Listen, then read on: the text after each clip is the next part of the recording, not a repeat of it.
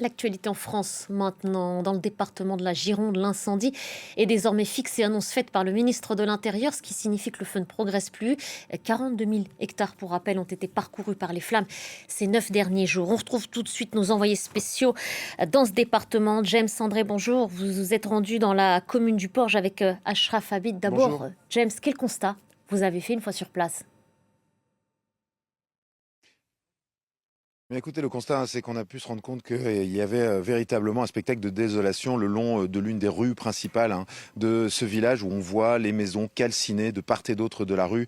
On voit les pompiers qui sont également là, qui nous ont expliqué ce qu'ils faisaient. C'est-à-dire que le feu, effectivement, à ce stade, ne menace plus le village. Il s'agit plutôt de noyer les abords de ces bâtiments qui ont brûlé et de s'assurer qu'il ne peut pas y avoir un nouveau départ de feu. Pour l'instant, les habitants ne sont pas autorisés à rentrer. Il n'y a qu'une poignée de bénévoles qui sont sur place et qui assurent la sécurité. Alors avec Ashraf, nous sommes allés les voir, nous avons pu leur parler et il y avait notamment l'ancien maire de la commune qui m'a expliqué comment les habitants sont revenus, se sont organisés d'abord pour participer aux opérations contre le feu, mais aussi pour sécuriser les maisons, notamment avant que les gendarmes n'arrivent. Ils se sont organisés en petites brigades de volontaires, ils ont fait des rondes et ils ont surveillé les maisons des uns et des autres pour s'assurer qu'il n'y ait pas de vol. L'un de ces bénévoles nous a raconté avoir vu passer notamment ou avoir arrêté un camion qui arrivait, un camion Ben avec une quinzaine de personnes à bord dont il me disait qu'ils n'étaient pas du village et que très clairement il n'était pas clair qu'ils étaient venus donner un coup de main mais plutôt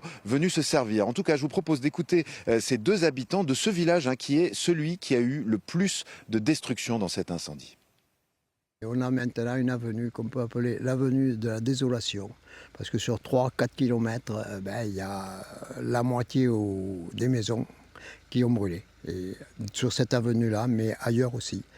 Alors là, moi je tire un grand coup de chapeau quand même, bien sûr aux pompiers qui ont fait leur boulot, mais aussi aux gens du pays qui, avec leurs tracteurs, leurs cuves, ont sauvé je ne sais combien de maisons, parce que ce n'est pas le chiffre qu'on dit qu'il y aurait eu si ils n'avaient pas été là. Il y a 1600 maisons au total au Porge, je pense qu'on en aurait perdu la moitié, c'est-à-dire 700 ou 800. Grâce à eux, la mienne en particulier a été sauvée, et merci à tous les bénévoles. Le pire va être dans les prochains jours, quand tout ça va, les médias vont partir.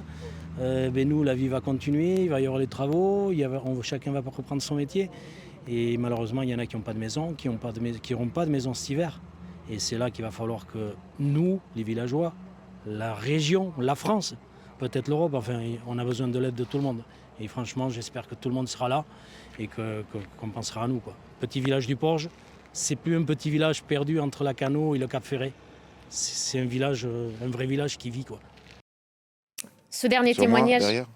Voilà, ce dernier témoignage qu'on vient d'entendre justement, James le disait, votre interlocuteur, le plus dur est encore à venir, il va falloir reconstruire, rebâtir. En tous les cas, le soulagement sans doute après ce qu'a annoncé le ministre de l'Intérieur, l'incendie ne progresse plus dans ce département de la Gironde. Est-ce que ça signifie pour autant des retours possibles des déplacés ?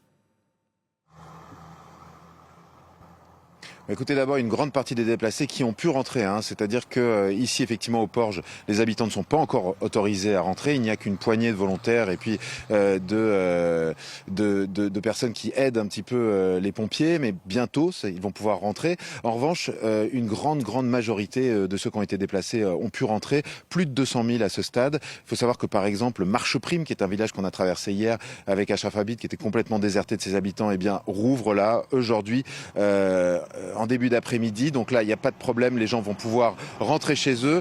C'est le cas d'au moins 2 des 4 communes qui sont encore fermées au public. Si on parle de Lacano, par exemple, on a les campings qui sont en train de réouvrir. Il y a d'ailleurs une campagne qui est lancée pour inviter les gens à revenir dans la région malgré ce qui s'est passé. Donc on a réellement un retour à la normale qui s'amorce. Les gens qui rentrent chez eux, on a pu en rencontrer hier, notamment dans une ville un petit peu plus au sud, et les gens sont très contents de pouvoir revenir. La plupart d'entre eux adhèrent à ces mesures de sécurité qui ont consisté à quitter les villages pour pouvoir mieux les défendre et pour pouvoir protéger les maisons de manière optimale et puis protéger les vies surtout. Et donc ce que me disent les anciens ici, c'est que lors de l'incendie de 1949, il y a eu 80 morts et bien sûr le bilan cette fois-ci est nettement inférieur. Il n'y a finalement pratiquement que des dégâts matériels. C'est 240 maisons qui ont brûlé, dont plus de 180 où je me trouve ici à Le Porge.